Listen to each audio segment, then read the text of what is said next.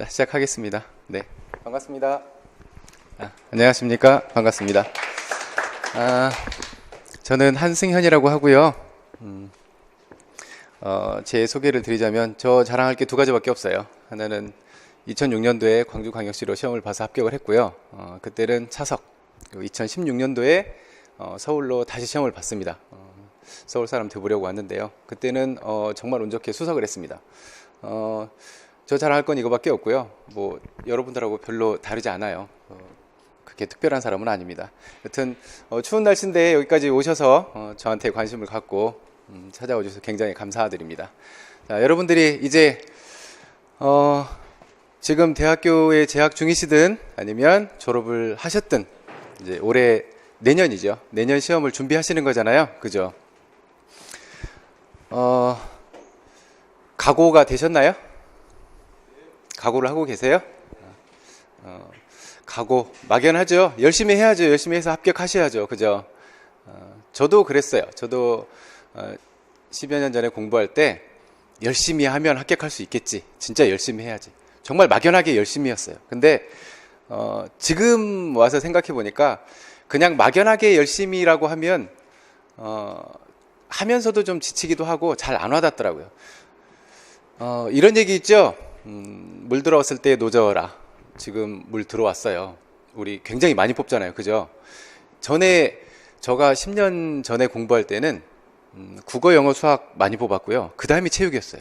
그때 당시에 뭐 200도 안 되는 숫자 이렇게 뽑았어요. 그래서 당시에는 이제 중복 지원이 가능해서 전체 수험생이 몇 명인지를 몰랐어요. 근데 지금 한 군데만 지원이 가능해서 이게 데이터가 통계가 되잖아요. 근데 그때는 이제 여러 군데 지원한 것도 있지만 뽑는 인원이 너무 적어서 그때 평균 경쟁률 보면 뭐 20대 1에서 30대 1 이렇게 사이였어요. 이렇게 왔다 갔다 했어요. 이제 실질적으로 들어가 보면 이제 결국에 한 군데밖에 못 보니까 좀 빠지기는 했지만, 근데 지금 굉장히 많이 뽑잖아요. 그죠? 국영수보다 훨씬 많죠? 2배 이상을 뽑잖아요. 굉장히 많이 뽑아요. 굉장히 시대를 잘 맞추신 거예요, 여러분들은. 그때 당시에는 그래서 지금 6개월 전에 사전 공고하잖아요. 가티오라고 하죠. 6개월 전에 공고하잖아요. 그때는 어떤 일이 있었냐면요. 1년 내내 열심히 공부해요. 교육학 공부하고 전공 공부하고 정말 열심히 해서 10월에 공고를 기다렸는데 안 뽑는 거예요. 자기 과목이. 그런 사람들이 생겨났어요. 그래서 그런 게 반영이 되어서 6개월 전에 가티오를 발표하지 않았나라고 생각이 드는데, 여러분들 여튼 굉장히 좋은 기회를 잡으신 거예요. 많이 뽑는다는 건 그만큼 내가 갈 수 있는 가능성이 많아진다라는 거잖아요. 그죠? 열심히 공부할 각오. 여러분들이 1월부터 본격적으로 공부를 시작하면 11월 마지막 주에 시험을 보시잖아요. 그죠? 그러면 약 11달 정도 돼요. 날짜로 치면 330일이 채 안 되겠죠? 그 중에 공부 안 하는 날도 있을 거고 시간 다 못 채우는 날도 있겠죠? 하루에 10시간씩 앉아서 공부를 한다고 생각해 보세요. 그러면 하루도 안 쉬고 풀로 했다면 약 3,200시간 이상 나오겠죠? 그러면 어떤 날은 컨디션이 안 좋아서 어떤 날은 또 뭐 방황도 해야 되고, 그래서 못한 날들 빼면 약 3,000시간 정도는 될 거예요. 여러분들이 각오를 그냥 열심히 해야지가 아니라 3,000시간을 앉아서 공부할 각오를 하셔야 돼요. 그렇게 앉아서 공부를 하셔야 돼요. 물론 앉아만 있으면 자연스럽게 되냐? 그것도 아니잖아요. 우리가 에스컬레이터를 타고 가는 게 아니잖아요. 내 발로 걸어야지. 내가 가지 않으면 내 실력이 성장하지 않잖아요. 그래서 여러분들이 한 해 공부하면서 약 3,000시간 정도는 내가 엉덩이 대고 앉아서 죽어라고 공부를 해야 된다고 생각을 하셔야 돼요. 그래서 재학생들은 3,000시간을 맞추기 힘들어요. 왜? 학교 수업을 다 받아야 되잖아요. 그래서 재학생들이 졸업하면서 합격을 하면 정말 대단하다라고 칭찬을 해주는 게 뭐예요? 졸업하고 노량진에 와서 혹은 다른 곳에서 하루 종일 공부하는 사람들은 하루에 10시간 이상 앉을 수 있는 시간이 돼요. 근데 재학생들은 그게 안 되잖아요. 수업 다 받고 앉아있으려면 잠 안 자야죠. 그러니까 그들과 경쟁해서 3,000시간에 안 되는 시간을 투자해서 합격을 했다는 게 얼마나 대단한 일이에요.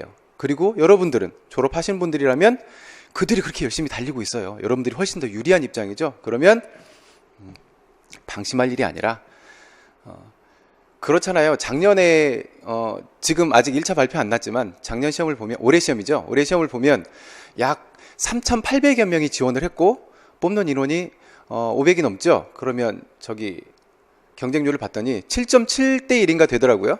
그러면 안타깝게도 8명 중에 1명만 된다라는 거예요. 그러면 어떻게 적당히 공부를 해서 되겠어요. 그죠? 그냥 막연하게 열심히가 아니라 그 많은 시간을 내가 투자해서 공부를 할 수 있는지 준비가 되셔야 돼요. 각오 되셨어요? 그렇게 하실 각오 준비되셨어요? 그러면 준비되셨으면 출발하죠.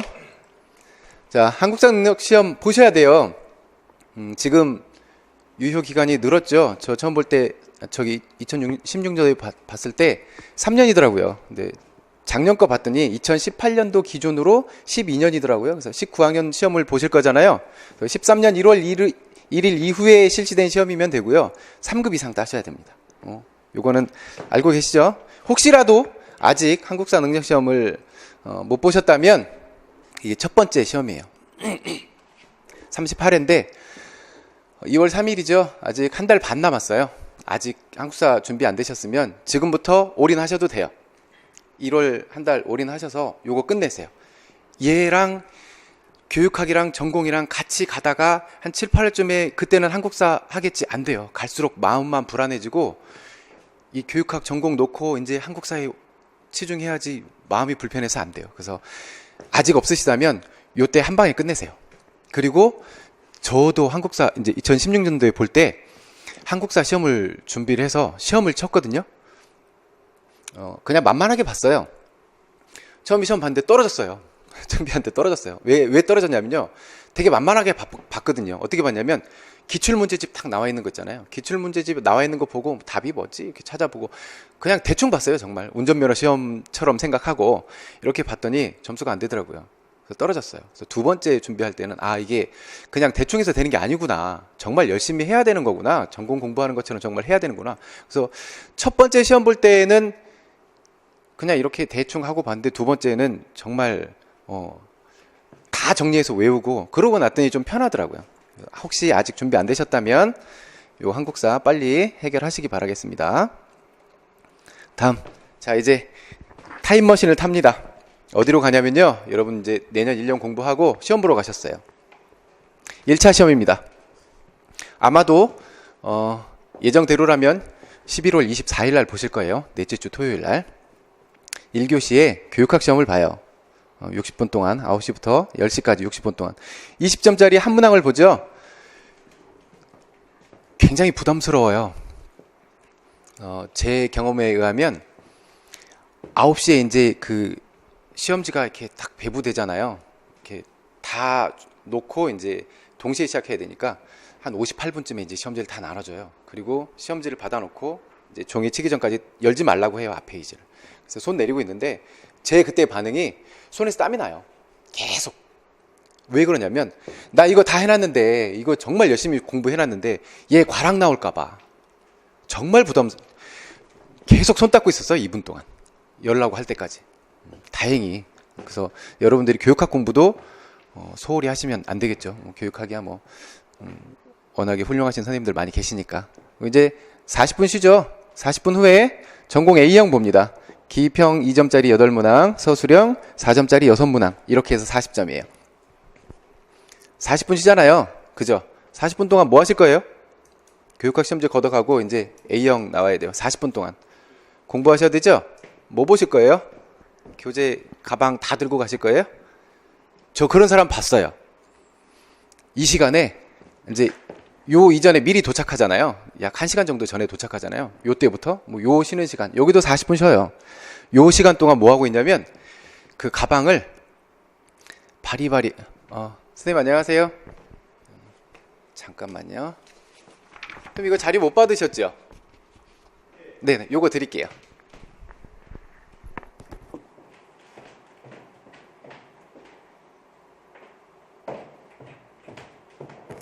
그 뭐 하는 사람 봤냐면요, 가방을 저는 사물함 없는 학교를 다녀가지고 가방에 책 정말 무겁게 이렇게 들고 다니고, 가방이 좀 지나면 막 실밥 터지고 이렇게 들고 다녔던 세대거든요. 그렇게 왔어요. 와서 책을 딱 열었는데 온갖 책들이 다 있어요. 누구 뭐 학원 강사 선생님 책 있고 전공 원서 있고. 못 봐요. 그 많은 걸 어떻게 요 기껏 1시간, 기껏 40분 이 시간 동안 어떻게 봐요. 이게 책 넘기다가 끝나죠. 이 시간에 봐야 할 것들을 만드셔야 돼요. 요때 이제 또 이 시간 끝나고 봐야 할 것도 만드셔야 돼요.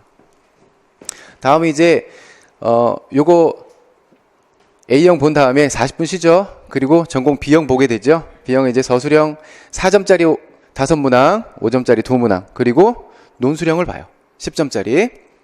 이렇게 해서 40점이죠. 예전에 요거 문제 많았죠. 논술형 문제를 과연 서론, 본론, 결론의 체계를 갖춰서 써야 되느냐, 아니면 본론에서 요구하는 것만 찍찍 쓰면 되느냐. 본론에서 요구하는 것만 쓰면 그게 논술형이겠어요? 논술형은 논술의 체계를 갖춰야 되는 게 논술형이죠. 그래서 지금은 채점 기준에 나와 있죠. 틀을 맞추라고. 그래서 이렇게 1차는 100점 만점으로 처리되죠. 자, 과락 기준이 있어요. 죄송합니다.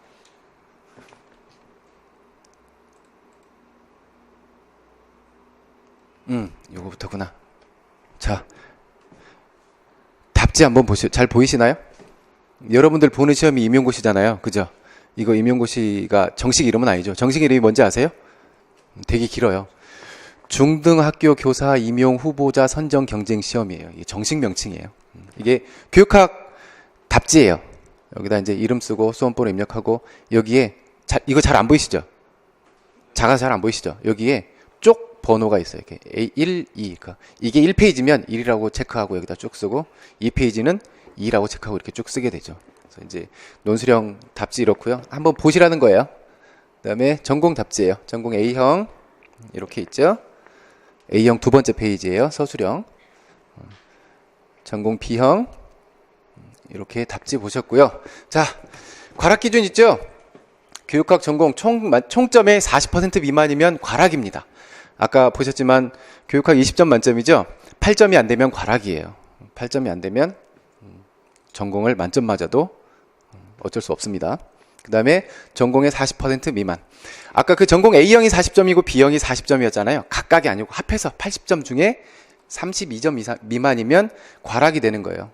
열심히 공부하실 거니까 이 기준은 뭐 여러분들한테 별로 중요하지 않을 거예요. 자, 요번에 아직 1차 발표 안 났죠? 다음 주에 1차 발표해요.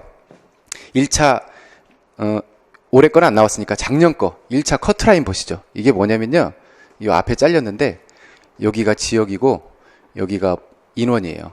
선발 인원. 그 다음에 여기가 커트라인이에요. 커트라인 한번 보실까요? 제일 높은 데를 찾아봤더니 64.67? 아니야, 66.67? 이게 제일 높네요. 제일 낮은 데는 61점. 그러면 67점 정도면 안정권이겠네요. 그죠? 67점 정도면 되겠네요. 교육학은 20점 만점이잖아요. 한 14점? 요 정도 선이면 돼요. 이제 15점 넘어가는 이렇게 위쪽이면 정말 시간 투자 많이 한 사람이겠죠. 14점 정도 목표로 잡으세요. 그러면 전공 몇 점 맞으면 되나요? 53점? 그러면 그러면 67점 나오죠? 67점이면 어디로 지원해도 떨어지지 않아요. 그죠? 어디로 지원해도 합격할 수 있어요.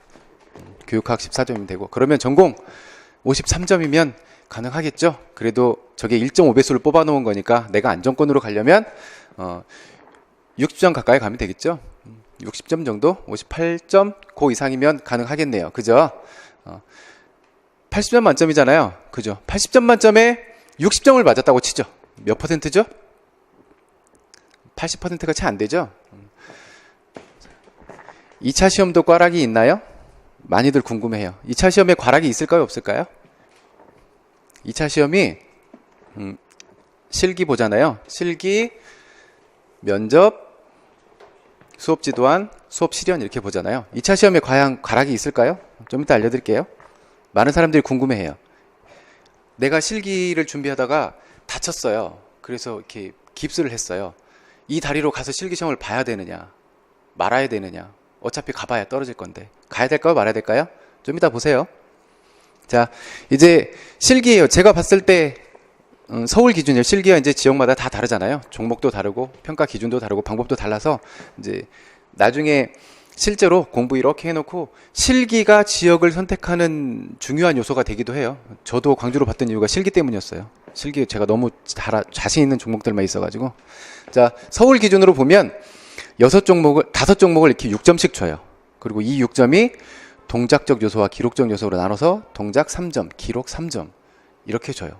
그래서 서울은 만점이 절대 나올 수가 없어요.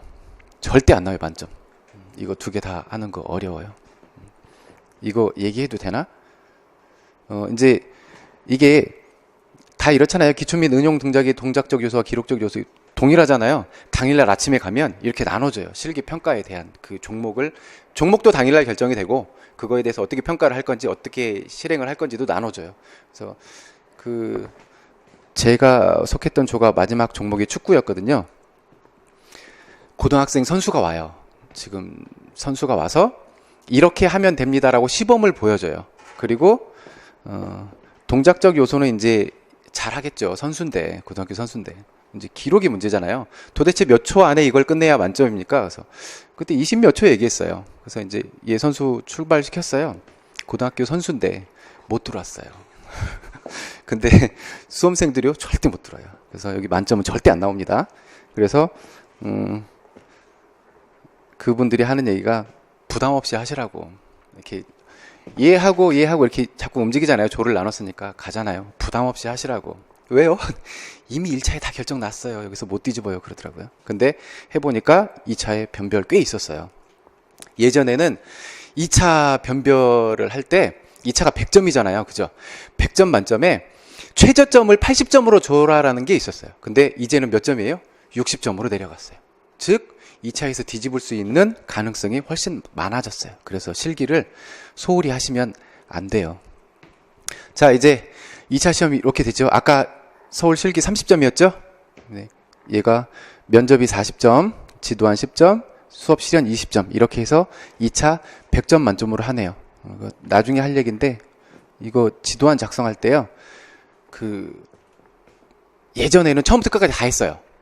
빈 종이하고 자를 들고 가서 볼펜 들고 자로 칸 쳐가면서 다 썼어요. 근데 지금은 시험지가 나오죠. 그리고 이렇게 뻥 뚫려 있죠. 수험생한테 요구하는 부분만 쓰라고. 실연도 가면 문제지가 주어져요. 앞 사람이 실연하고 있을 때, 내가 대기실에 있을 때 실연을 어떻게 볼 것인지에 대한 문제가 주어져요. 그리고 맨 마지막에 수험생 작성 부분만 실연하세요라고 써 있어요. 이게 요구 조건인데, 제 앞에 갔던 친구는 처음부터 가서 인사부터 하더라고요. 시험 문제 없었거든요. 그러니까 정작 인사부터 처음부터 끝까지 그 20분을 다 하고 나니, 다 하려니 시험에서 요구했던 그 부분들에 충실할 수 있었겠어요? 못했겠죠. 그래서 나중에 연수원에서 봤는데 못 봤어요, 그 친구. 왜 나시 읽냐면, 이틀 동안 계속 앉아서 보니까. 여튼 그 문제 파악을 못하는 것도 감점의 요인이 될 수 있어요. 그래서 다 보시고 나면 이 화면을 보시게 됩니다. 그 화면 제가 그때 이렇게 찍어놨거든요. 그 화면 그대로 가져왔어요. 이렇게 떠요. 누구 주민번호 뜨고 최종 합격을 진심으로 축하합니다. 이거 제 거 점수인데, 이거 다 제가 집어넣으려다가 논란이 있을까봐 1차 점수만 넣어놨어요. 과락 기준이 있을까요? 없을까요? 2차에 없어요. 과락 점수가 0이에요. 그러니까 기본 점수는 다 준다는 거예요. 내가 다쳐서 발목 깁스하고 있어요. 나 실기 보러 갈까요, 말까요? 가봐야죠. 어떻게 될지 모르는데. 왜? 내가 가서 0점 받는 건 아니니까 해봐야 돼요. 2차에 과락 기준은 없습니다. 자, 이제 다시 넘어오죠. 이제 우리가 시험은 이렇게 치러진다는 것은 살펴봤고, 이제 다시 이 시점으로 왔어요. 시험 준비하셔야겠죠? 열심히 공부하셔야 되잖아요. 그러면 제가 지금 제 교재 1권이거든요. 2권은 지금 현재 인쇄 준비 중에 있고, 여기 있는 내용들은 다 집어넣으셔야 되잖아요. 그죠? 공부하는 거를 저 대학교 때 교수님께서 설명해 주신 건데, 그게 되게 공감이 가더라고요. 자, 우유컵이에요. 우유컵이 이렇게 두 개가 있어요. 여기에 우유를 이렇게 부어요. 우유를 부으면 이렇게 분필 상태가, 잘 안 나오면 상상하세요. 이렇게 뿌옇게 되겠죠? 5분 후에 얘를 다 따라내요. 두 개 다 따라내고 놔두면 하나는 그냥 그대로 둬요. 두 번째 거에는 다시 채워요. 그리고 5분 후에 또 얘를 따라내요. 얘는 가만히 냅두고 얘를 자꾸 반복하면 얘네 둘의 차이가 어떨까요? 얘는 그냥 이렇게 뿌옇기는 하지만 덜 뿌옇겠죠. 얘가 계속 반복되면 컵이 아예 불투명한 컵이 되겠죠. 그래서 여러분들이 공부를 하시는 것도 한 번 강의 들었다고, 한 번 내가 책을 봤다고 해서 이게 내 것이 되는 것은 아니죠. 시간이 지나면 희미해져요. 자꾸 반복을 해서 이 컵을 만드셔야 돼요. 그래서 여러분들이 임용시험을 준비하는 것은 이렇게 자꾸 반복해서 나 자신을 끌어올리는 거지, 그냥 이렇게 다 하고 있는 누군가 중에 한 명이 합격하는 게 아니에요. 본인이 올라가는 겁니다. 자, 그러려면 여러분들이 이제 시험을 어떻게 전략적으로 준비를 하셔야 될지 한번 봅시다. 여러분들, 지금 모두가 그 고민을 하고 계시죠? 누구를 선택할 것인가? 다 공감하시죠? 다 고민하고 계시잖아요, 여러분들이. 그래서 얘는 어떤가 하고 와보신 거잖아요. 그죠? 자, 여러분들의 현재의 마음을 담은 동영상을 제가 하나 준비했습니다. 보시죠.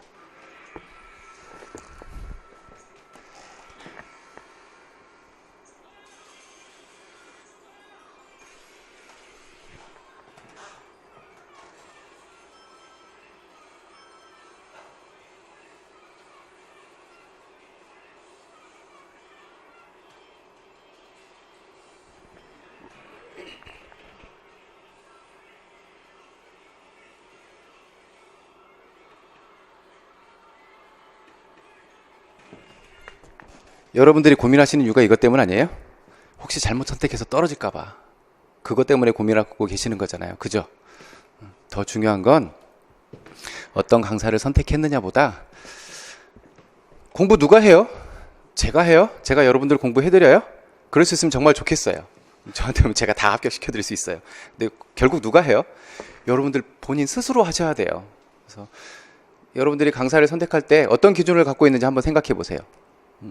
선배가 추천해주는 강사, 수강생이 많은 강사, 합격생을 많이 배출하는 강사, 시험 문제 적중률이 높은 강사. 얘가 제일 끌리죠? 시험 문제 접중률이 높은 강사. 뭐 어때요? 그 사람이 얘기해 준 게 많이 나오면 그게 최고죠. 얘가 제일 매력 있어 보이지 않아요? 근데 생각해 보세요. 시험 문제가, 시험 범위가 과목과 이 범위가 정해져 있잖아요. 우리 전공 과목으로 치면 사철학, 심리, 운동학습과 제어, 사회학, 생리학, 역학, 측정평가 이 정해져 있잖아요. 그러면 얘네들 준비를 잠깐만요. 선생님들 어서 오세요. 자료를 지금 못 받아오셨죠? 안 갖고 계시죠? 연락이 안 되나? 죄송합니다. 많이 갖고 왔으면 좋겠는데. 여튼 범위가 이렇게 정해져 있잖아요. 그죠? 제가 이 책을 이렇게 만들어 놓은 근거가 뭐였겠어요? 시험 범위에 속해 있는 요만큼의 내용을 가지고 필요한 내용들을 제가 가지고 왔겠죠? 그러면 다른 학원에 계시는 그분은 이 범위 안에 없을까요? 있어요. 다른 분들도 다 이렇게 얘기했어요. 그리고 제가 이렇게 공부를 해보니까 시험 문제에 나올 만한 테마들이 있어요. 이렇게 그 테마들이 약 500여 개 돼요. 이 테마들이 한 500여 개 돼요. 그 중에 몇 개 나와요? 아까 그 A형, B형 이렇게 해보면 기껏 30개? 20개에서 30개 사이에요. 이렇게 나오는데 이 내용들을 저는 이야기하고 다른 분들은 이야기하지 않았을까요? 또 다른 분들은 전혀 다른 내용 갖고 하셨을까요? 이제 그렇게 보면 적중률이 높은 강사는 다 비슷해요. 제가 1년 동안 이야기한 것 중에서 대부분 시험 문제 나오고요. 다른 선생님 이야기하신 것도 대부분 시험 문제 나와요. 다 똑같아요. 그래서 얘는 별로 이렇게 많이 고려 안 하셔도 돼요. 진짜로 이런 사람이 있으면요, 강의 안 하셔도 돼요. 점집 차리면 돼요. 훨씬 성공할 수 있어요. 자, 이게 다 하나로 통하면 얼마나 좋을까요?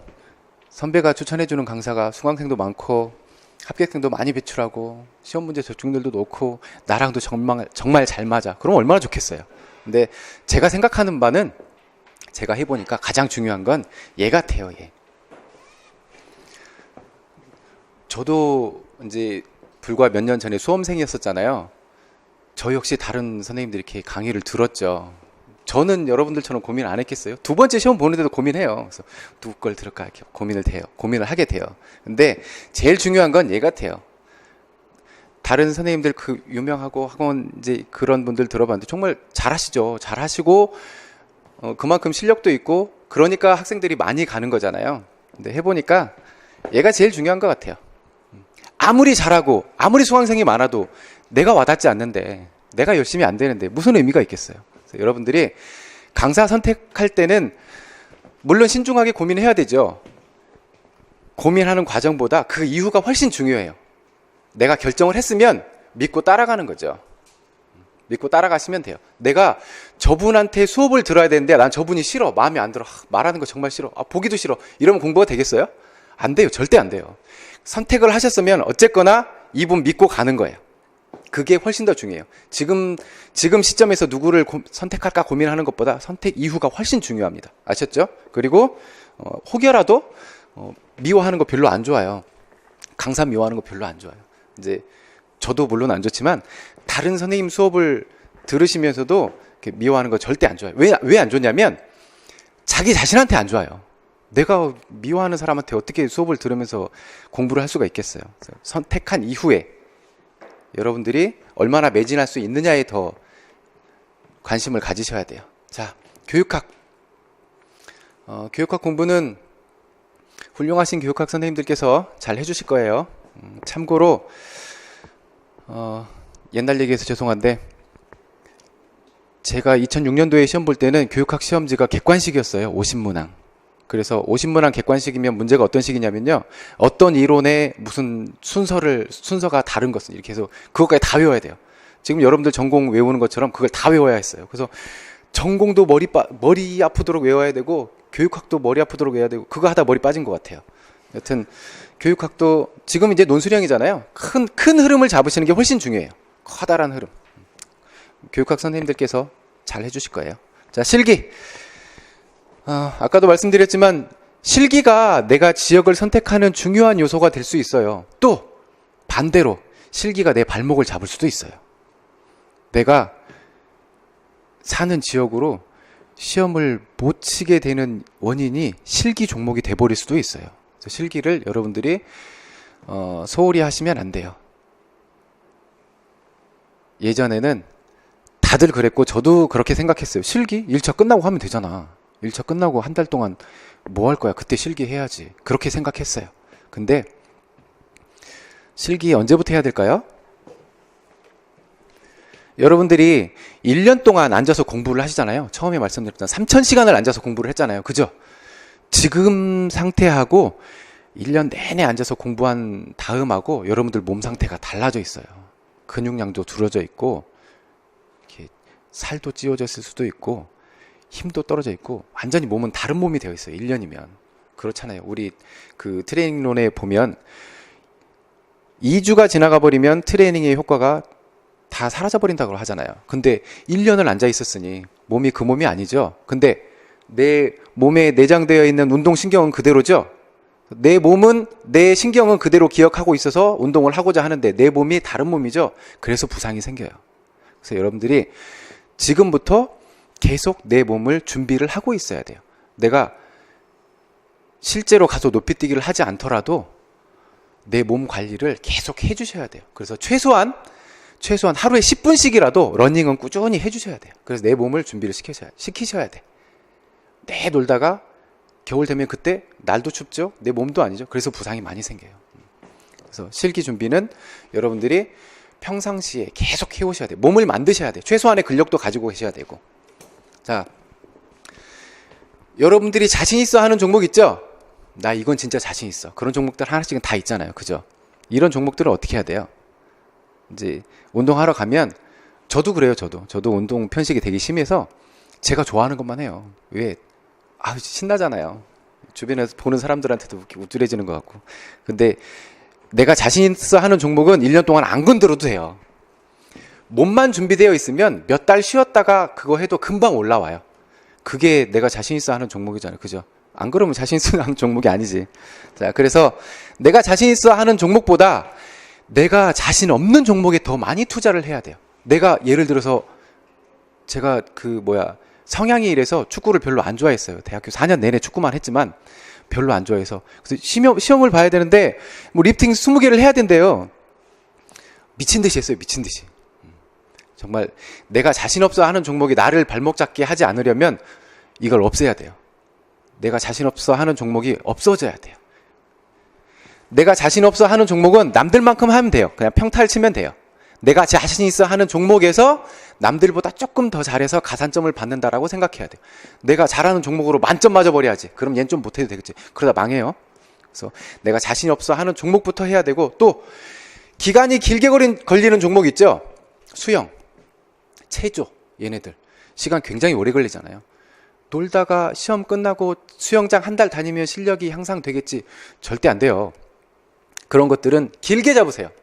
길게. 내 취미로 삼으시면 돼요. 수영장을 끊으시든 계속 취미로 잡아서 길게 준비를 하셔야 돼요. 그리고 후배들하고 같이 이렇게 운동하면서 본 결과인데, 수영장 가시잖아요. 그죠? 좋은 데 가면 50m죠? 대부분 25m잖아요. 이제 그 수영장에 가면 대부분 이래요. 들어가서 몸 풀고 입도 풀고 이러다가 25m 가죠. 25m 가요. 여기서 다시 만나요. 여기서 또 실컷 떠들죠? 한참 더 또 한번 갈까 이제? 또 한번 가요. 여기 와서 또 실컷 떠들죠? 이제 뭐 왕복 한번 할까? 갔다 와요. 또 뭐 실컷 떠들죠? 가만히 지켜보면 수영장 들어가서 나온 게 2시간인데 수영한 건 1시간도 안 돼요. 내내 모여서 떠들고 얘기하고 누가 어쩌니 남들 이렇게 뭐 쟤는 자세가 어째 입으로만 하고 와요. 그러지 마세요. 가면 물에 퐁당 들어가면, 아까 그 기록적인 요소도 평가를 하잖아요. 퐁당 들어가면 목표를 잡고 계속 가세요. 나 1km 하기 전에 안 쉴래. 1km 하는 거예요. 계속. 그러다 보면 내 몸에 힘이 다 빠지잖아요. 힘이 빠져야 자세가 더 잘 나오는 상황도 있죠. 또 그 상태에서, 힘이 다 빠진 상태에서 내가 스퍼트를 냈을 때 내 몸이 드디어 반응을 하고 내 기록 향상을 하기 위해서 하는 거지. 자, 오늘 가서 기록 한번 재. 몇 초 나왔네? 가자. 내일 와서 자, 어제 몇 초였는데 오늘 한번 뛰어볼까?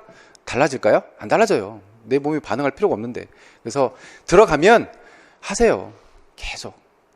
똑같은 상황이 체조장에서도 펼쳐져요. 체조장 가죠? 핸드스프링 하러 가잖아요. 매트 깔아놓고 핸드스프링 한번 하죠? 그리고 옆에 와서 이제 이렇게 앉죠? 누군가 여기서 서서 하면 구경하죠? 그리고 앉아서 얘기하죠? 나는 왜 안 될까? 누군 잘하는데. 좀 되는 사람들은 자꾸 반복하죠? 여기 앉아있어요. 계속 앉아있다 와요. 체조장 가서 앉아서 얘기하다가 와요. 정작 그 사람이 몇 번 시도를 했는지 세보면 몇 번 해보지도 않았어요. 해야죠. 내 몸이 고장나지 않는 한계라면, 고장 안 나려고 매트 깔잖아요. 가서 좀 넘어지면 어때요? 안 다치지. 해야 돼요. 제가 대학교 때부터 후배들한테 해준 얘기인데, 1000번을 시도를 하면, 1000번을 핸드스프링을 시도를 하면 1001번째 선다. 1001번째 딱 서. 1002번째부터 내가 자세를 갖춰가는 거지. 처음 시작하러 가서 나는 왜 안 될까? 내 자세는 왜 안 될까? 나는 왜 안 설까? 지쳐서 하다 말고 1000번을 못 해요. 그러고 가요. 그리고 시험 보러 가는 수험생한테 핸드스프링 할 줄 알아? 그러면 어떨 땐 서고 어떨 때는 안 돼요. 안 되는 거예요, 그 사람은. 왜? 체조가, 여러분들 그 핸드스프링 자세를 평가한다고 할 때, 예를 들어 그 아까 평가 기준에 6점이라고 하면 핸드스프링 섰네? 6점. 못 서네? 0점. 이렇게 주나요? 아니죠. 섰는데 어떻게 섰는지를 가지고 평가를 하는 거잖아요. 서는 게 목표가 아니에요. 선 다음에 내가 내 발끝의 처리를 어떻게 했는지, 다리가 모아졌는지, 그런 것들이 점수의 차이를 주는 것이지, 서고 안 서는 게 목표가 아니잖아요. 그래서 길게 해야 되는 종목은 여러분들이 시간을 많이 투자하셔야 돼. 앉아서 공부하는 것도 3000시간을 앉아 있어야 된다 그랬잖아요. 얘도 끊임없이 해야죠. 그래야 내 몸이 익숙해지고 내 몸에 와닿죠. 그게 아직 안 와닿았으면 연습이 부족한 거예요. 그래서 뭐를 하든 부상의 위험이 있는 쓸데없는 짓이 아니라면 정말 열심히 하세요. 열심히 가서 미친 듯이 열심히 하고 오세요. 시간을 내고 갔으면. 그래서 실기 종목이 나중에 발목 잡는 일이 안 생겼으면 좋겠습니다. 자, 이제 전공 이론. 하이라이트죠. 이걸 해야 실기를 하니까요. 자, 시험 범위, 평가원에 이렇게 공지되어 있죠. 무슨 과목, 교육학이랑 전공이랑 이렇게 무슨 과목 봅니다 이렇게 되어 있어요. 그래서 시험 범위는 이렇게 정해져 있죠. 그러면 그거에 따른 전공 원서들이 있어요. 이렇게 대학 교수님들이 강의 교재로 쓰는. 걔네들이 또 한 권이 아니잖아요. 예를 들어 역학이면 역학 한 권이 아니잖아요. 본인들이 쓰시는 책들 다 갖다 봐야겠죠. 여러분들이 그거 다 볼 수 있어요? 못 보니까 학원 오시는 거잖아요. 그래서 아까도 말씀드렸지만 이분들이 이야기하는 것, 제가 이야기하는 것도 다른 강사가 이야기하는 것 많이 벗어나진 않아요. 많이 안 벗어나요. 요걸 가지고 교재를 만들어 놨고, 또 여러분들이 이게 또 중요해요. 공부해야 하는 범위, 도대체 어디까지 공부를 해야 되느냐. 공부 시작하시면 생리학, 역학 목숨 거실 거죠. 생리학, 역학 때문에 떨어진다고 하잖아요. 그죠? 그것 때문에 다 떨어진다고 하고 힘들어한다고 하니까 나는 정복해봐야지. 그런 생각 있죠? 나는 정말 열심히 공부해서 생리학, 역학 때 자신있게 이렇게 시험 보러 갈까. 이런 생각 있죠? 다 그러시죠? 그래서 생리학, 역학에 엄청난 시간을 투자를 해요. 그리고 시험은 정작 여기서 나오고 있는데 생리학을 이만큼 공부를 하죠. 역학을 또 이만큼 공부를 하죠. 해서 가요. 근데 정작 중요한 건 기본이 되는, 중심이 되는 얘네들을 물어보고 있는데 여기에 너무 많은 에너지를 쏟아. 너무 많은 에너지를 쏟아요. 그래서 정작 해야 할 부분에 소홀해져. 그래서 실수를 해요. 이따가 제가 다 끝나고 그 생리학 문제를 올해 출제되었던 거 간단한 걸 풀게 될 텐데, 이렇게 너무 많은 바깥에서 너무 많이 방황할 필요가 없다라는 거예요. 요것만 봐도 합격해요. 아까 제가 테마가 500여 개 된다 그랬죠? 그것만 내가 완벽하게 잡고 가도 합격해요. 올해 시험 문제 못 보던 게 나왔네? 500개라며. 요 다른 게서 나왔네? 걔 때문에 떨어지진 않아요. 얘를 잡고 있으면 걔 때문에 떨어지진 않아요. 절대 80점 만점은 나올 수가 없어요. 그렇게 문제를 내요. 그래서 80점을 기대하는 게 아니에요. 여러분들이 60점만 맞으면 돼요. 다 골라가잖아요. 그래서 너무 많이 펼쳐놓고 막 이렇게 해야 할 필요는 없어요. 경제적으로 가세요. 해야 할 부분만 딱 잡고 가면 내가 원하는 점수 나와요. 너무 많이 넓힐 필요는 없습니다. 나중에 이제 여러분들이 스터디를 하다 보면 이제 그런 게 나타나요. 그런 상황이 나타나요. 그 스터디원 중에 한 명이 오늘 누구 선생님이 이거 얘기했는데 니네 이거 알아? 모르지. 난 이거 안다. 이게 자꾸 반복되죠. 그러면 나는 어떤 생각이 들어요? 덜컹 가라앉죠. 왜? 나는 못 본 건데. 저 사람은 저거 얘기한다네? 저게 시험 문제 나오면 어떡하지? 그래서 이제 계속 흔들리죠. 그럼 이것도 봐야 되고 저것도 봐야 되고 자꾸 넓어져요. 그러면 정작 중요한 걸 놓치고 가요. 중요한 것만 잡아도 돼요. 가능합니다. 자, 서브노트는 꼭 필요한가? 서브노트 만드실 거예요? 아까 말씀드렸죠? 시험 보는 당일날 1시간쯤 전에 도착하잖아요. 그때 책 다 꺼내실 거예요? 못 봐요. 서브노트만 만들어 놓고 그 1시간 동안 본다고 해도 그것도 다 못 봐요. 1시간 동안 서브노트 만들어 놓은 거 못 봐요. 볼 수 있는 시간이 안 돼요. 1교시 끝나고 40분 동안 마찬가지 못 봐요. 서브노트를 만들어 놓고 이 한 권을 다 보는데, 처음부터 끝까지 다 보는데, 제가 16년도에 시험 준비를 할 때, 당시 이제 15년이죠. 15년도에 시험 공부를 할 때, 얘 서브노트를 놓고 내가 하루에 한 바퀴를 돌려봐야겠다. 전 과목을 하루에 한 바퀴를 돌려봐야겠다라고 마음을 먹고 해봤어요. 안 돼요. 안 돌아가요. 시간이 안 나와요. 도저히. 근데 그것도 하루에 못 보는데 그걸 어떻게 1시간 동안 다 보겠어요. 책 다 들고 가서. 그래서 서브노트를 반드시 만드셔야 돼. 만드셔서 그 시간도 그 시간이지만 일주일 전에, 한 달 전에 그 노트에 아주 형형색색 표시를 하셔야 돼요. 이건 내가 완벽하게 봤어. 다시 안 봐도 돼. 그럼 패스하는 거예요. 그러면 내가 불안해하는 것, 내가 아직 다 습득하지 못한 것, 얘네들만 따로따로 챙겨서 보면 훨씬 경제적으로 볼 수 있어요. 그래서 서브노트를 제가 요 강의 하겠다고 이렇게 홍보한 영상에 그런 이야기를 했는데요. 서브노트. 시험에 꼭 나올 법한 부분들만 이렇게 책으로 만들었잖아요. 요거 들고 다니기 너무 많죠. 또 이제 이해하라고 부연 설명들 굉장히 많잖아요. 정말 시험에 나올 법한 부분들만 딱 요약을 해서 집어넣었잖아요. 그죠? 얘는 이제 여러분들이 1월, 2월 강의 듣고 3월, 4월 강의 듣고 5, 6월에 문제풀이를 할 거예요. 1, 2월에 기본 이론 강의하고요. 3, 4월에 기본 이론 강의한 거에 심화된 내용을 가지고 강의를 할 거고요. 오리오리 기출문제 분석을 할 거예요. 기출문제 분석을 본 강의 때 하겠지만, 기출문제를 보고 그래서 답이 뭔데? 기출문제 보면 그렇잖아요. 그래서 답이 뭔데? 그러고 넘어가잖아요. 이렇게 분석하면 안 돼요. 왜? 그 문제가 다시 나와요? 안 나와요. 기출문제에서 언급되었던 내용들이 툭 튀어나오죠. 그래서 기출 분석을, 이 문제가 나왔는데 여기에서 이런 이야기를 했어. 다음에 얘가 나올 수 있어. 얘네들을 뽑아서 정리를 해야 되지. 그래서 답이 뭔데는 하는데 의미 없어요. 그래서 이제 7, 8월에 이제 문제풀이 하고 9, 10월에 모의고사, 10월 마지막 주에 11월이네요. 이때 문제풀이 하고요. 9월, 10월에 모의고사 할 거예요. 그 다음에 11월에 거기 그 유인물이 나와 있죠. 11월에 뭐를 할 거냐면요. 4주 남았잖아요. 4주 동안 벼락치기를 할 거예요. 벼락치기를 뭐 하냐면, 이 전 영역에서 문제에 나올 법한 테마 500개 있죠. 요거를 한 달 동안 다 짚어갈 거예요. 그때는 굉장히 빨라져요. 제 말도 빨라지고 이것도 굉장히 스피드하게 이루어져야 돼요. 이거 다 해야 되니까.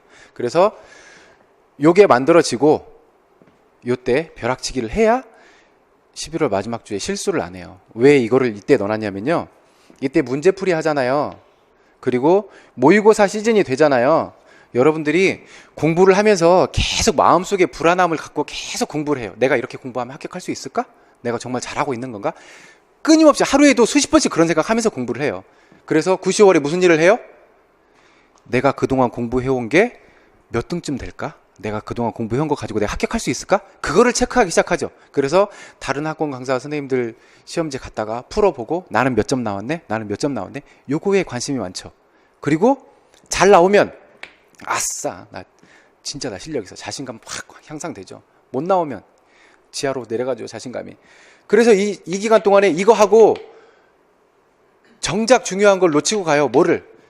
얘를 다시 계속 이 시간에도 계속 되새김질을 해야 되거든요. 계속. 그래야 안 사라져요. 아까 우유잔에 우유 붓는 것처럼 계속 반복을 해야 되는데, 이 기간 동안에 뭐 하고 있냐면 계속 그것만 하고 있어. 다음 문제 가져와.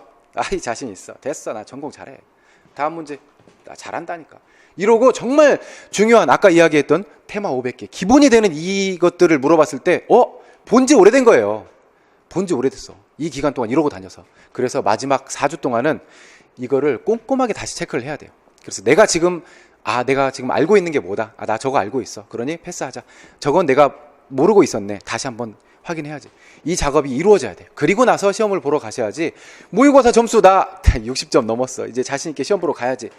문제는 달라요. 훨씬. 그래서 이렇게 1년을 가게 될 거예요. 서브노트가 저는 이렇게 생각해요. 이것을 가지고 있는 사람도 있고 가지고 있지 않은 사람도 있겠죠. 저는 이거를 뭐라고 표현했냐면요. 예선전 통과 티켓이라고 봐요. 얘를 만들어서 가지고 있으면 여기 이제 마지막에 시험 보러 가잖아요. 본선 치러 가잖아요. 예선전 통과하는 티켓이에요. 이렇게 가서 시험 보는 사람이랑 이거 없이 시험 보러 가는 사람이랑은 정말 천지차예요. 시간을 효율적으로 사용할 수가 없어요. 이때는. 왜? 내가 원서 내놨잖아요.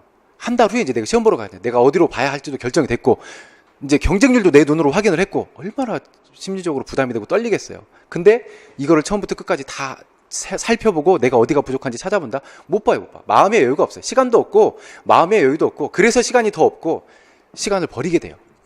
반드시 만드셔야 됩니다. 여러분들이 저랑 1년 강의를 같이 가시든 다른 선생님이 수업을 받으시든 반드시 이건 만드셔야 돼요. 이거 없이 합격하기는 정말 힘든 일이에요. 이거 없이 합격한 사람은 정말 대단한 사람입니다. 머릿속에 이게 다 정리된 사람일 거야 아마. 내가 따로 하지 않아도. 반드시 만드셔야 돼요. 서브노트 완성은 언제요? 이때까지 계속. 문제풀이 했는데 내가 못 보던 거였는데 내가 모르는 거였네. 계속 보완해야 되고 얘도 계속 보완해야 되고. 그래서 서브노트를 만드실 때에는 한 면만 쓰세요. 한 면만. 이 면에 내가 정리할 내용들 다 써요. 뒷면은 놔두세요. 그리고 또 다음 면도 이 면만 써요. 그리고 이렇게 반복되면서 여기에 이 내용들을 추가되는 것들이 있었네. 여기 이렇게 추가시키면 돼요. 그래서 만드시는 것은 강의를 하면서 이렇게 기본 강의를 하면서 제가 말씀을 드릴 거예요. 요 내용들 이렇게 집어넣으세요. 그리고 틀은 어떻게 하세요. 이건 그때 제가 다 말씀드릴 거고 이거 하면서 제가 실수했네요. 제가 그 공부했던 서브노트를 가져와서 보여드리려고 그랬는데 깜빡했어요. 죄송하고요. 다음에 본 강의 때 제가 보여드리고 물론 이제 자신만의 그 스타일로 만드시면 되는데 문제는 여러분들이 직접 손으로 작업을 하셔야 돼요. 에이 편하게 이렇게 치면 되지 뭘 손으로 써. 달라요. 내가 볼 때의 느낌도 달라요. 프린트 해놓은 글씨를 보는 거랑 내 손으로 쓰는 거랑 달라요. 그리고 쓰면서도 달라져요. 내가 쓰면서는 타이핑할 때는 그냥 눈으로 보고 손으로 이렇게 입력하고 가잖아요. 쓸 때는요 보고 이렇게 쓰죠. 이러면서 한 번 더 입력이 돼요. 그리고 쓰면서 이해되는 부분도 굉장히 많아요. 그래서 시간이 많이 걸려도 반드시 손으로 작업을 하셔야 돼요. 서브노트 반드시 만드셔야 됩니다. 자, 기출 분석 아까 말씀드렸죠. 그래서 답이 뭔데 이렇게 가시면 안 돼요. 여기에서 뭘 건드렸는데 이렇게 가셔야 돼요. 그래서 이렇게 보면 2009년부터 13년까지 객관식 문제였잖아요. 1차가 객관식이었잖아요. 거기서 건드려진 게 굉장히 많아요. 뭐냐면 문제를 하나 내놓고 보기가 1, 2, 3, 4, 5잖아요. 여기서 5개를 건드는 거예요. 거기에 있는 내용들이 굉장히 많아지더라고요. 그래서 기출 분석은 그래서 답이 뭔데가 아닙니다. 자, 이해를 해야 할 것이냐 암기를 해야 할 것이냐 많이 고민하죠. 이해하고 해야 되냐 암기를 하고 해야 되느냐.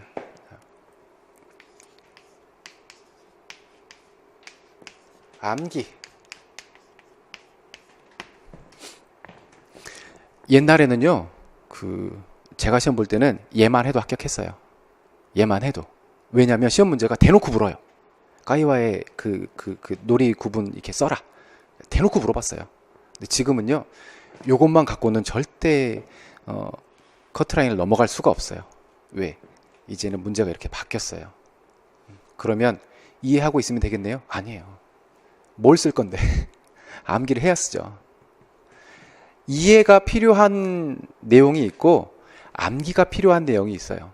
또 이해를 했지만 암기가 안 되었다면 못 쓰는 문제가 있고, 이거는 뭐가 옳고 그르냐를 싸울 문제가 아니에요.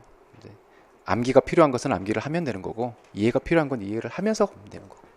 뭐 체육사 역사적인 사실이에요. 예전에 이루어졌던 일. 서울올림픽이 1988년에 서울에서 치러졌어요. 왜? 뭐가 왜야? 그때 일어났는데. 그런 거 그냥 외우는 거예요. 근데 암기가 필요한 것들은 해야 되죠. 또 이해가 필요한 것들, 이 훈련을 많이 해놓잖아요. 그러면 여러분들이 그 실전에서 시험을 보실 때 도움이 되는 게 굉장히 많아요. 왜냐? 그 시험 내시는 분들을 보면 정말 대단해요. 정말 창의적이지 않아요? 기출문제 보면 정말 창의적으로 되잖아요. 그리고 처음 보는 상황, 처음 보는 문제들 많이 내주잖아요. 얼만큼 내가 그 이해력을 가지고 있느냐가 굉장히. 그래서 암기를 하면서도 요 연습은 자꾸 하셔야 돼요. 그냥 머리만 따놓고 청킹으로 막 외우고 있더라도 이게 어떤 상황이었기 때문에 이런 이야기들을 하고 있구나. 암기와 이해는 옳고 그른 문제가 아닙니다. 스터디 좋죠. 스터디 멤버 구하려고 시간 많이 썼잖아요. 카페에 계속 스터디 합시다. 이거 스터디가 잘 되면 좋은데요, 정말 잘못하면 안 하니만 못해요. 그래서 스터디에 목숨 거실 필요는 없어요. 안 해도 돼요. 저 스터디 안 했어요. 모여서 이렇게 막 스터디하고 그런 거 안 했어요. 이렇게 온라인으로 단톡방에서 이제 뭐 이런 얘기 있네요 하나 틱 보내주고, 이런 얘기 있네요 하나 틱 보내주고, 그리고 아까도 얘기했지만 거기서도 그런 게 있어요. 이렇게 중심이 되는 내용 밖의 것들, 정말 무슨 기억도 안 나요. 제가 관심을 안 둬서. 생략 문제였는데 무슨 문제를 이렇게 굉장히 어렵게 얘가 뭐가 어쩌고 저쩌고 이렇게 되나요? 하고 물어보더라고요. 그래서 저 무슨 말인지 모르겠어요. 생략 공부 이렇게 하고 있어. 제 수험생 시절에 생략 공부를 하고 있는데 무슨 말인지 모르겠더라고요. 그래서 거기다 답변을 제가 뭐라고 했냐면요, 혹시 생리학 박사과정 준비 중이신가요? 그랬더니 아니요, 이거 어떤 강사 이렇게 얘기하던데 이거 시험 문제 나온대요. 그래서 전 그냥 틀리고 말게요. 정말 중심이 되는 내용들만 잡고 가도 돼요. 왜? 생략 문제가 예를 들어서 4점짜리 하나 나오잖아요. 4점짜리 하나 나오잖아요. 그러면 뭐를 써라 4점 이렇게 안 나와요. 아주 기본적인 것들 서너 가지를 물어보죠. 4점. 그래서 가지수에 1점씩 이렇게. 그러면 기본이 되는 내용만 해도 2점, 3점은 맞춰요. 그리고 얘 처음 보는 얘 기껏 1점이에요. 얘 모르면 4점을 놓치는 게 아니에요. 1점 놓치는 거예요. 목숨 거실 필요는 없어요. 왜? 얘가 별로 변벌이를 해주지 못해요. 배점도 작은 데다가 어차피 너도 틀리고 나도 틀려요. 그래서 이런 거에 목숨 걸지 마세요. 기본이 오히려 훨씬 더 중요해요. 그래서 스터디 할 때는 너무 스터디에 치중할 필요는 없지만 참고해서 이렇게 들으시면 괜찮아요. 참고사항으로 이렇게 나한테 필요한 내용인 것 같은데 너무 깊이 들어가실 필요는 없어요. 자, 제가 해봤더니요, 임용시험이라는 것이 2번을 합격하고 나니까 이제 그 눈에 보이더라고요. 처음에 제가 노량진에서 2년 살았어요. 1년 살고 시험 봤는데 떨어졌어요. 그리고 다시 준비해서 그 다음 해에 봤는데, 이제 첫 해에 떨어질 때는 저기 모 광역시로 봤는데 정말 자신 있었어요. 왜였냐면 아까도 말씀드렸지만 그때는 암기만 다 하고 있으면 다 맞출 수 있는 그런 문제들이었거든요. 대놓고 물어보니까. 그래서 암기 다 돼 있어. 내가 이 선생님이 이야기한 이 책에 있는 내용 암기 다 했어. 다 외웠어. 자신 있게 거기로 봤어요. 사람들이 그랬죠. 왜 거기로 봤어? 아무 연고도 없는데? 너 거기 혹시 여자 있어? 막 추측들이 난무한 가운데 글로 봤어요. 봤는데 떨어졌어요. 떨어지고 이제 그 다음 해 이제 바로 1월부터 바로 공부 시작했어요. 1차 발표 난 다음에 일주일만 딱 쉬고 바로 준비를 했는데 2번을 해보니까 이런 차이더라고요. 아까 그 우유컵 말씀드렸죠. 우유컵이 이렇게 이거 코팅이 돼가지고 참 안 좋아. 우유컵이 이렇게 쟁반에 이렇게 컵들이 많이 있겠죠. 어떤 애는 좀 색깔이 진할 거고 어떤 애는 좀 덜 진할 거고 이런 컵들이 많이 있겠죠. 여기 많이 있는 컵들 중에 누군가를 이렇게 뽑아가는, 그래서 그렇게 생각했어요. 그래서 내내 불안한 거예요. 내가 이렇게 하고 있는데 내가 뽑힐까? 내가 과연 될까? 정말 불안했어요. 근데 2번을 치르고 나니까요, 임용시험이 이런 시스템이 아니더라고요. 보고 나니까 이렇게 된 것 같아요. 아주 진한 컵은 이렇게 올라와 있어요. 희미한 컵은 여기 밑에 있어요. 이렇게. 그래서 임용은 이렇게 잘라서 모셔가요. 이렇게. 그래서 제가 2번을 해보니까 임용시험은 공부하는 많은 수험생 가운데 누군가가 선택받는 건지 알았어요. 근데 해보니까요, 정말 내가 열심히 공부해서 이렇게 올라가 있으면 날 모셔가요. 이게 임용시험이더라고요. 이렇게 알 수 없이 공부해가지고 정말 내가 될까 안 될까? 이렇게 불안한 마음을 가지고 공부를 했는데 해보니까 이런 시스템이더라고요. 물론 이제 여기에 이제 있는 사람들이, 요 근처에 있는 사람들이 이제 피말리는 일이지만 이렇게 올라가 있으면요, 알아서 가요. 여러분들이 해야 할 일은 이 우유컵을 이렇게 만드시는 거예요. 이렇게 만드시면 불안해 하실 필요가 없어요. 알아서 모셔간다니까요. 그래서 여러분들이 정말 막연하게 그냥 열심히 공부할 거예요, 이런 각오가 아니라 아까 서두에 말씀드렸듯이 3,000시간을 앉아서 내가 정말 해볼게. 정말 뭐 어떤 그 분야에 통달하기 위해서는 뭐 1만 시간의 법칙 얘기하잖아요. 뭐 1만 시간에 3분의 1도 안 되는 거예요. 3,000시간만 여러분들이 앉아서 투자하면 인생이 바뀌어요. 여러분들이 합격하고 가잖아요. 여러분들이 생각하는 것보다 훨씬 더 달달한 일들이 많이 기다리고 있어요. 저도 역시 그랬는데요. 노량진에서 이렇게 공부하면서 이성에 대한 유혹, 여자친구에 대한 막연한 그리움, 이런 게 많잖아요. 사실 그 이제 얼마나 피 끓는 청춘이에요. 가잖아요. 가면 가만히 안 둬요. 여러분들 주말을 가만히 안 둬요. 자세한 얘기는 뭐 제 집사람이 볼 수도 있으니까 안 되고, 여튼 여러분들도 정말 열심히 하셔서 이 경지에 이렇게 올라가세요. 그러시면 돼요. 이게 등산 같은 거잖아요. 그죠? 산이 이렇게 산이 있는데 여기에 가면 합격해요. 여러분들 지금 여기서 이렇게 출발하려고 이렇게 준비하고 계세요. 이 강사를 선택하면 일로 날 데려가지 않을까? 이것 때문에 고민하지 마세요. 이 강사를 선택하면 이렇게 가요. 이 강사를 선택하면 이렇게 가요. 갈 수는 있어요. 다. 내가 얼마나 더 경제적으로 갈 것이냐, 또 내가 얼마나 쉬지 않고 열심히 걸어서 여기에 다다를 것이냐. 이 노력은 누가 해요? 내가 해야 돼요. 내 스스로 해야 돼요. 아무도 데려다 주지 않아요. 여러분들이 스스로 밟아서 올라가셔야 돼요. 그 각오를 하고 준비하셔야 돼요. 자, 그러면 이제 올해 출제된 문제인데요. 아까 제가 암기와 이해 말씀드렸죠? 여러분들한테 지금 이 문제를 제가 그냥 나눠드린 이유는 제가 지금 여기에서 강의를 하는 것이 별 의미 없어요. 이 문제에 대해서 해설을 하고 이런 것들이 별 의미가 없어요. 제가 이렇게 얘기 다 해도 암기가 안 되어 있는 그 내용을 다 이해와 암기가 안 된 상태였기 때문에 쟤 지금 뭐라는 거야 이러고 계실 거잖아요. 그래서 지금 여러분들도 풀 수 있는 문제를 제가 준비했어요. 올해 출제된 거예요. 보실래요?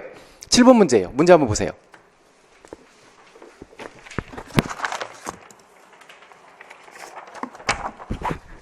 많은 수험생들이 공포에 떠는 생리학이거든요. 네, 여러분들이 지금도 풀 수 있어요. 보세요. 다음은 교사와 학생이 운동과 환기량에 대해 나눈 대화의 일부이다. 괄호 안에 기억에 들어갈 용어를 쓰고 폐포 환기량이 큰 학생부터 이름을 순서대로 쓰시오. 요거 보세요. 다 집어치우고 표를 한번 보세요. 1회 호흡량이래요. 학생 A, B, C.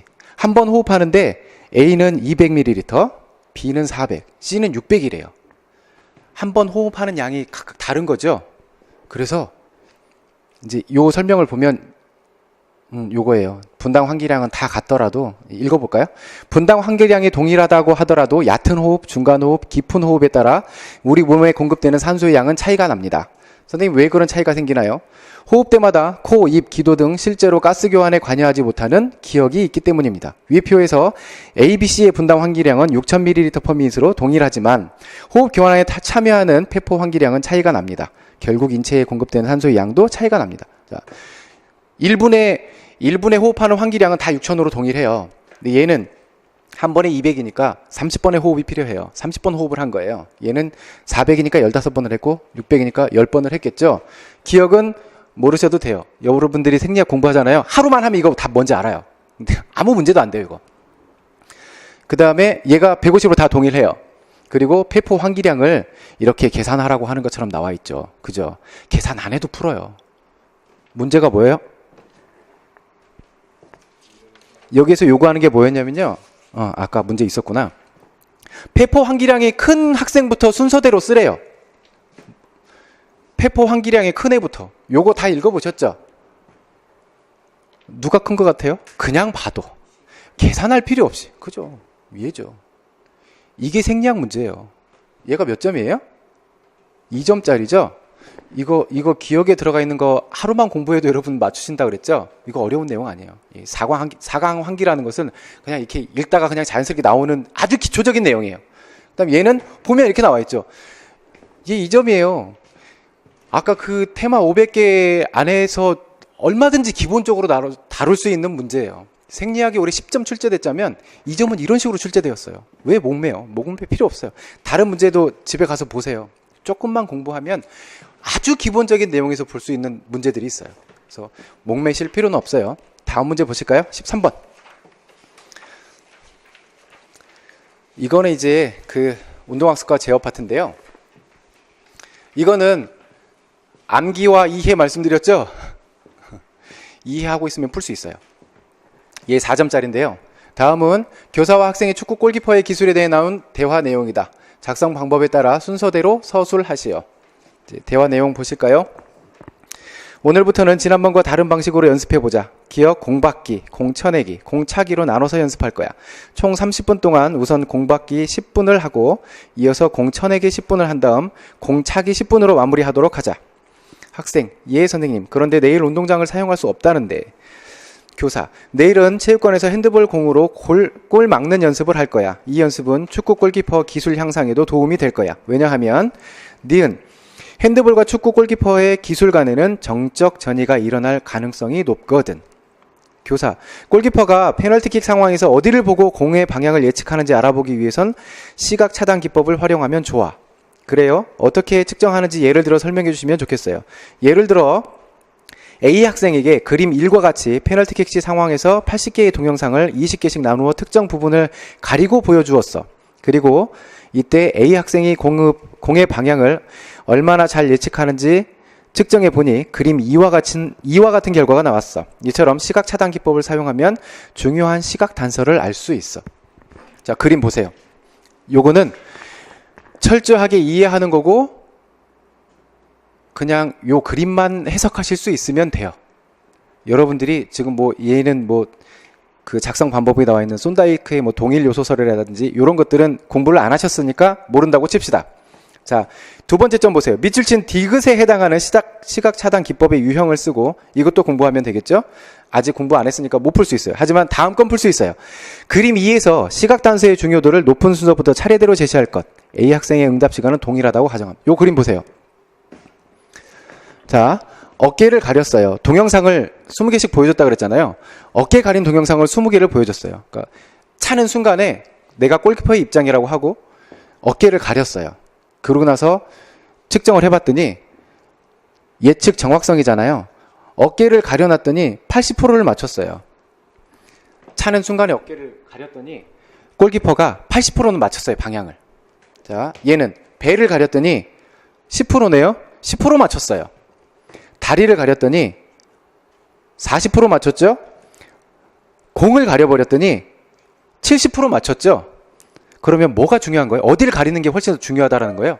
얘를 어깨를 가렸더니 80%나 맞춰버려요. 배를 가리니까 10%밖에 못 맞춰요. 어디를 가리는 게 더 중요하다는 거예요? 얘의 입장에서 보면 어디를 가리는 게 불리한 거예요. 내가 골키퍼의 입장이라면 배를 가려보니까 10%밖에 못 맞추잖아요. 10번 중에 한 번밖에 못 맞추잖아요. 그러면 내가 골키퍼의 입장이라면 이건 이제 동영상을 보는 상황이었고 실제로 저기서 키커가 공을 찰 때 내가 어디를 보고 예측을 해야 된다는 거예요? 배를 봐야 된다는 거죠. 왜?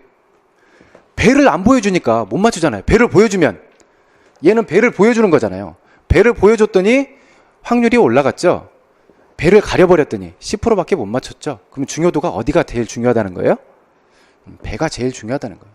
그래프의 크기 갖고 찾으면 돼요. 순서대로 제시해라. 얘가 제일 중요한 거네. 그 다음 얘네. 이렇게 철저하게 이해만 하면 풀 수 있는 문제. 이런 문제들이 시험 문제에서 몇 개씩 나와요. 한두 개씩은 내가 이 문제를 풀기 위해서 지난 1년간 학원을 다녔던가 싶을 정도로 간단한 문제들이 나와요. 이런 문제들은 그냥 주는 문제일 수 있고 함정에 빠지면 이게 함정이다라고 생각하면 못 빠져나와요. 그래서 여러분들이 시험 문제를 풀려고 할 때에는 모든 문제가 다 어려워라고 생각하시면 안 돼요. 출제하시는 분들이 시험의 난이도를 조정을 하죠. 몇 점 정도는 쉽게, 몇 점 정도는 적당히, 몇 점 정도는 못 맞추게. 그래서 문제를 보고 그런 파악을 하시는 능력도 필요해요. 그래서 공부를 하시면서 책을 보시면서 이 내용이 이거네 집어넣고 하는 것보다 이 내용을 가지고 어떻게 물어볼 수도 있겠네 그런 상상을 한 번씩 해보는 것도 괜찮아요. 그래서 이 이론이면 이렇게 접근할 수도 있겠구나, 이런 상황에서 이야기할 수도 있겠구나, 그런 연습을 해보시는 것도 굉장히 중요합니다. 자, 짧은 시간이었는데요. 들어주셔서 굉장히 감사하고 이제 올 1년을 저와 같이 함께 하시거나 아니면 이제 우연히 지나치다가 마주칠 수도 있겠죠. 어쨌거나 여러분들 모두가 건강하고 유익하게 수험생활 준비하시고 정말 흔들림 없이 잘 하셔서 내년 이맘때는 정말 자신있게 2차 준비에 올인할 수 있게 그렇게 되기를 제가 간절히 바라고 있겠습니다. 모쪼록 건강한 한 해 보내시기 바라겠습니다. 네, 감사합니다.